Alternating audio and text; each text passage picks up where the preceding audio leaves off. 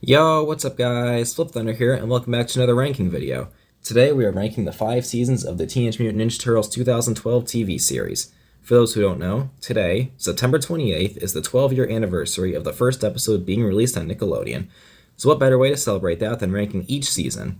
I've seen every episode more times than I can count, so this will be a very in-depth ranking video, and with all that out of the way, let's get started. Coming in at number 5, we have Season 5. This season was originally not supposed to even exist, but I'm glad it does. However, there's no overarching story with this one, and instead, this season is a collection of smaller stories, which makes it feel way different than the other seasons. But that doesn't mean it's bad. I loved the Cult of Shredder arc, where Tiger Claw was leading an army of mutant Shredder clones to resurrect Shredder from the dead with the help of a demo dragon from the Netherworld called Cavaxis. It's a very intense way to start the season. I really liked seeing Zombie Shredder despite him only appearing in one episode. His telekinetic powers definitely made him a force to be reckoned with, and he was really cool. The Worlds Collide two-parter was also a great pair of episodes. I loved seeing Sal Commander, Mona Lisa, and Bishop return, alongside old villains like the Neutralizer and Lord Dreg. It was an amazing team-up with amazing fight scenes and so many interesting character dynamics. And the Usagi Yojimbo crossover episodes were pretty fun as well. They definitely put in the effort to make Usagi a great character in such a small amount of screen time. While I did find these episodes weird at first, I've grown to like them after rewatching them. And I loved the series finale episodes where the Turtles teamed up with their 1987 counterparts to battle the 1987 Shredder and Krang and the 2012 Bebop and Rocksteady. These 3 episodes include nearly every ally from the 2012 series, and all working together to save New York City, and I loved it. The only thing that was kind of weird was that characters like Dr. Rockwell didn't return, despite Slash and Leatherhead being there, and Karai just sort of left after that one big battle at the EPF facility. So while I loved all the episodes that I've highlighted so far, they aren't without their flaws. Like in End Times, what happened to Razar? Both him and Shredder fell into the void, yet Shredder escaped it, but we never saw Razar again. As for the Mutant Apocalypse and Mutants vs. Monsters arcs, I didn't really care for them as much. It was nice to see Renette and Savanti return, but seeing the Turtles fight Dracula and Frankenstein was such an out-of-nowhere idea, it felt a little forced. The Mutant Apocalypse episodes were even worse, though. I know those 3 episodes were originally supposed to be the proper ending to the show, but it's such a downer way to end. The whole world gets mutated and everyone is dead except for the Turtles and a few other mutants. Great finale, writers. So I'm glad that those 3 episodes were changed to be an alternate universe instead. Plus, I found them to be really weird anyway, especially since we don't get any explanation as to who set off the mutagen bomb and why it was set off. I do have a theory on that, but that's a video for another day. So overall, Season 5 is pretty good with some great moments, but definitely not the best of the bunch. Coming in at number 4, we have Season 3. Following the events of the Season 2 finale, the Turtles are forced to retreat to April's farmhouse in the woods. There, we have 8 episodes that aren't bad, but don't do much for the plot either. These episodes paid homage to a lot of classic horror movies like The Creep parodying Jason Voorhees, Speed Demon parodying Christine, and The Dream Beavers parodying Freddy Krueger, and even being voiced by Robert Englund, the man who played Freddy in the movies. When first watching, I of course didn't notice these references because I was a kid, but now that I'm older I noticed these references and actually like these episodes a little more because of them. I liked the Buried Secrets episode because we got more backstory as to why the Krang are after April, and the Croaking was a fun episode because it introduced some new characters that we sadly never saw again after this episode. Vision Quest was definitely my favorite of the Farmhouse arc, because we got to see the Turtles battle their inner demons, and we got some great fight sequences because of it. After that is my favorite arc of this season, being the Return to New York arc. The Turtles return to find the Krang have completely taken over New York City, and they must hide in the shadows to evade them while they search for Splinter and Karai, who were lost during the Krang invasion. They save Splinter but lose Karai to Bebop and Rocksteady, who upon being mutated joined Shredder's mutant army. The Battle for New York two-parter is my favorite part of this arc, and probably the whole season. Mikey's antics help Donnie finish his retro mutagen to save the mutated humans, and together the Turtles team up with a new mutant group consisting of their allies called the Mighty Mutanimals to stop the Krang invasion once and for all. First, they disable a mutagen bomb that's set to blow up the entire Earth with mutagen, and then they attack TCRI to invade Dimension X to save the city and its people. That was the highlight of this season, and the rest of it is where it gets kinda boring. The rest of the season doesn't really have a main threat besides Shredder creating these mind control worms to use on Karai. Other than that, there's nothing else happening besides the Turtles meeting some new allies like Muckman, Mondo Gecko, Renette, and Bishop. So that's cool, I guess. However, the finale is where things get real, as the Turtles learn that the Krang's rivals, the Triceratons, are coming to Earth to destroy the entire planet to ensure the Krang can't take it over. Despite the Krang being defeated after the Triceratons blew up the Technodrome, they still plan to destroy Earth using a black hole generator. The final fight is awesome, as we see the Turtles work together with all their allies throughout this season, and even team up with the Foot Clan to stop the alien threat. Unfortunately, their efforts prove useless when Shredder decides to just kill Splinter before he can stop the generator. As we saw earlier in the time travel episodes, Shredder was fueled by nothing but revenge and would rather see the entire world be destroyed than see Splinter save it. The season ends on a grim yet exciting note with the whole planet being destroyed and only the Turtles, April, and Casey making it out alive thanks to the Fugitoid, who arrived on Earth to save them thanks to Bishop calling him prior to the invasion. Overall, the season had some great moments for the characters, but also some dull moments for the plot, which is why it's ranked number 4 on this list. Coming in at number 3, we have Season 4. With the Earth destroyed, the Turtles go back in time 6 months to stop the Triceratons from finding the 3 fragments of the black hole generator in order to save Earth. These episodes are similar to the Farmhouse arc to me, but they're better because of the overarching threat of the Triceratons. It's in these episodes where the Turtles meet some of their final allies of the series, like Sal Commander, Mona Lisa, the Utrom High Council, and many more alien allies across the galaxy. The writers also took the time to introduce Lord Dreg, a villain from the 1987 series, as well as Armagon, a criminal space shark. A fan favorite episode in this arc is Transdimensional Turtles, where the Turtles team up with their 1987 counterparts to stop Krang Subprime and the 1987 Krang from destroying all their dimensions. This episode included so many references to the old cartoon and paid homage to many famous TMNT moments. It was a great episode and I really liked it. Despite the Turtles' efforts, they lose the black hole generator to the Triceratons and race back to Earth to help their past selves stop the weapon before it goes off a second time. This time, being more experienced against the Triceratons, the Turtles manage to stop the generator and save Splinter from Shredder. The final battle with Mozart is one of my favorite fights of this whole show, as we see all 8 Turtles battling and losing to one foe, but the tides quickly turn in their favor and they manage to win the day. Meanwhile, the Fugitoid takes the generator and sacrifices himself to destroy it and the Triceratons after revealing that he created it in the first place and knows its only weakness. With the world saved, the Turtles finally reunite with Karai, who's putting together her own Foot Clan to defeat Shredder and his remaining forces. They work together to destroy his many outposts, and upon learning this, Shredder refuses to finish letting himself heal after losing to Splinter at the Triceraton attack, and mutates himself into the Super Shredder. These are my favorite episodes of the season as we see the Turtles battling against a foe that they can't defeat. As Splinter put it, Shredder has become a monster both inside and outside, making him virtually unbeatable.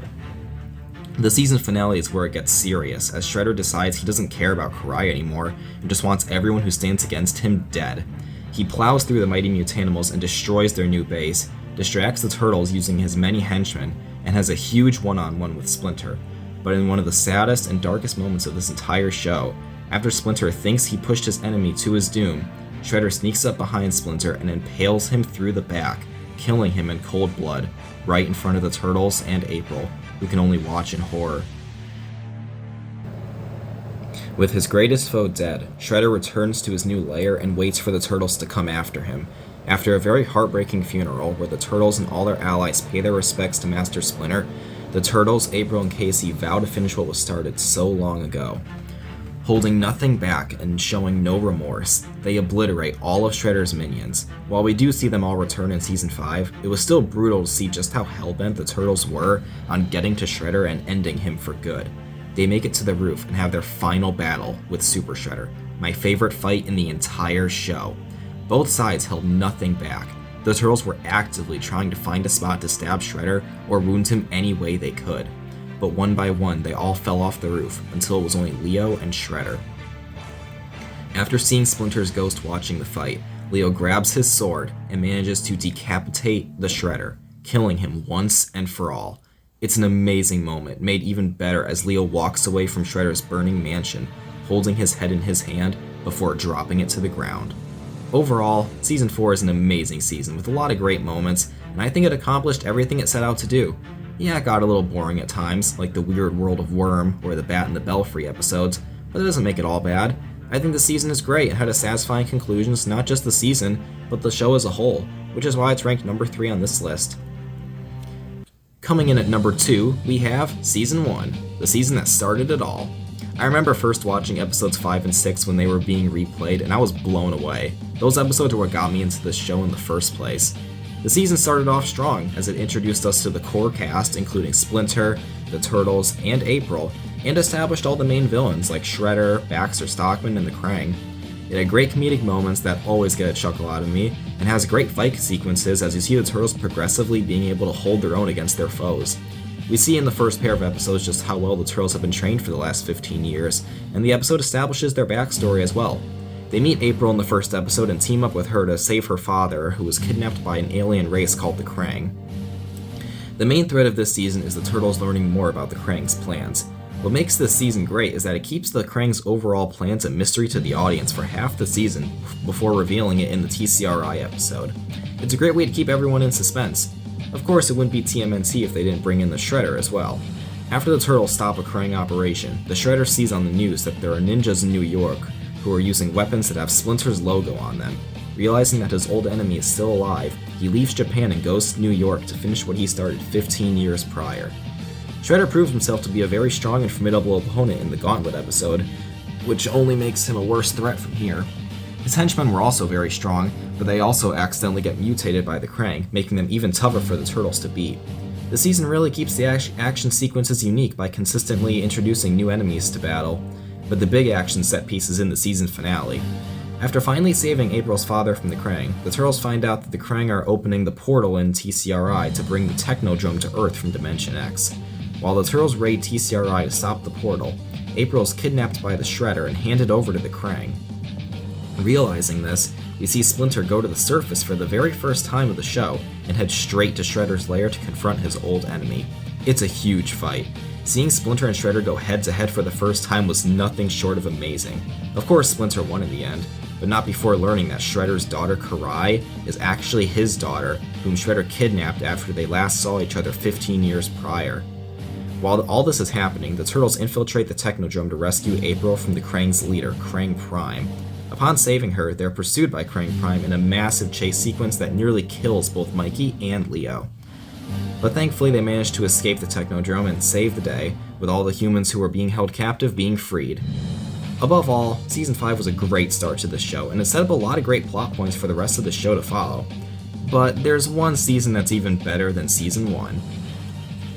Coming in at number 1, we have Season 2. This season is easily the peak of the 2012 TMNT show, and it starts off strong. Following the Season 1 finale, the Turtles attempt to stop the Krang from delivering a shipment of mutagen to Shredder, and in the process, accidentally drop the entire shipment of 65 canisters of mutagen all over New York City. It's an awesome way to start the season, as now the Turtles must search the city for all the mutagen before new mutants are created. But the outbreak begins right away, as April's father is mutated into a bat by accident, causing April to become distant from the Turtles for a few episodes and allowing her to meet a future ally for her and the Turtles in the form of Casey Jones. The mutagen outbreak begins, and we see all kinds of new mutants roaming New York City, including the Squirrelanoids, Sir Malachi, Slash, Pizza Face, and more. Meanwhile, Shredder's army grows in strength as well as he replaces his foot soldiers with foot bots created by the Krang. Dogpound gets a secondary mutation, turning him into a werewolf named Razar. Baxter Stockman is mutated into a fly for failing Shredder too many times, and a new mutant is recruited by Shredder from Japan called Tiger Claw, who quickly establishes himself as a powerful opponent as he is able to go toe-to-toe with Splinter. While all this is happening, Karai finally begins to slowly learn the truth that Shredder is not her true father. However, when she finally does learn the truth from Splinter himself, Shredder locks her up for a few episodes. The Turtles do everything they can to save her, but her desire to get revenge for being lied to her whole life is too strong, and she returns to Shredder's lair alone after being rescued. Then, in a very heartbreaking scene, we see Splinter and the Turtles arrive as backup, only to see Karai involuntarily get mutated by Shredder into a mindless serpent. Splinter had already lost his daughter once, and now right after he got her back, he lost her again. And credit to the writers for making this scene emotional as they replay her falling into the mutagen in slow motion. However, the best part about this season is the season finale. After the Turtles finally enter Dimension X, they reunite with Leatherhead, and together they attempt to halt the Krang's invasion forces. but it proves useless as Shredder decides that he is willing to help the Krang mutate the entire city if they can find Karai, who escaped after being mutated, and reverse it, as he blames Splinter for it happening in the first place. Following that, April and her best friend Irma find themselves being attacked by Footbots, so they flee to the Turtles' lair. And then, in the biggest plot twist I have ever seen, and in the entire show, Irma, upon seeing the Turtles for the first time, transforms into a giant Krang droid, revealing herself to have been a Krang spy the whole time. I think it's safe to say that everyone's jaws hit the floor upon seeing this for the first time. Throughout the entire show, we constantly see Irma tag along with April and Casey, and we never think much of it. She just seems to be a third wheel and also a reference to a character from the original cartoon from 1987. So seeing her be revealed to be a Krang spy was completely and utterly mind-blowing. With the Turtles' lair discovered, the Krang invasion begins. Portals upon portals open all over the city. The Turtles and April are forced to flee the lair while Splinter stays behind to battle Krang Subprime and his army, all while Raph and Casey, who are searching the city for Karai, must escape the armies of Krang droids who are arriving on the surface. Donnie gets wounded by the Krang, which prompts Leo to lead the Krang away, while Mikey gets April and Donnie to safety. Now things got real. The Turtles are separated, and the Krang are invading with everything they have. All the technology we've seen them building throughout the first 2 seasons is being unleashed. Leo then finds himself being ambushed by the Foot Clan, who are also trying to destroy the Turtles, and despite Leo's brave efforts, he can only go on for so long. He defeats the Footbot army, Razar, Fishface, and even Tiger Claw, but when Shredder strikes him from behind, he can go no further and collapses. Splinter, upon defeating Krang Subprime, left the lair to find his family, but instead found Shredder, thus beginning another battle between these 2 old enemies. Meanwhile, Krang Prime arrives on Earth and begins the Krang's true plan, mutating the entire city and then the world into a replica of Dimension X. The team reunites at April's apartment and watches as the humans are being mutated and they can't stop it. They decide they need to get out of the city to form a plan, but before they can do that, Leo is thrown through the window by the Foot Clan with a broken shell and multiple battle wounds. They manage to escape the Foot and return to the sewers to find Splinter. However, what they find is not good. Splinter and Shredder have somehow made their way into the sewers as well, and they are still fighting while the Turtles are stuck behind a gate and can't help their master. And just when it looks like Splinter finally won, Shredder once again strikes his opponent from behind and throws Splinter down a drain pipe while the Turtles are forced to watch their father be swept away. The Turtles make one last attempt to stop the invasion by using Donnie's new turtle mech, but it proves useless against the Krang's alien technology. All they can do is flee, so they go to April's farmhouse upstate to heal. The season finale is heartbreaking to watch, and even made me cry when I first watched it as a kid. It's a real gut punch, as the Turtles up to this point had always won and came out on top. So seeing the season finale end on such a grim note is so sad, but that also makes it memorable. Season 2 is the peak of this show for a reason. It introduced a lot of characters that would stick around till the end of the show, and ended in a way that makes you want to know what could possibly happen next, making this season easily number 1. And with that, that's my ranking of the 2012 TMNT series. Overall, this series is every bit as great as I remember. It'll always hold a special place in my heart. I feel like the thing that makes me close with this show is that while the Turtles were growing up, so was I. I grew up alongside these characters, and when they won or lost, the viewers carried that weight as well. All the wise advice Splinter gave them throughout the show could be applied to the viewers as well, and that's why I firmly believe that this iteration of TMNT is the most mature. It tackles real-life problems, and despite it being about mutant turtles, these characters are surprisingly relatable on so many levels, especially for the younger viewers, like I was. I'll never forget my time with this show. And with that, that's my opinion about these seasons, and now I'm curious what your thoughts are. Let me know in the comments down below what your ranking would be, if you guys have even seen this show to begin with, or if you might want to check it out now after watching this video. And with that, I'm leaving it there for this ranking video. Hope you guys enjoyed it. If you did, like and subscribe, and I will see you guys in the next one. Goodbye.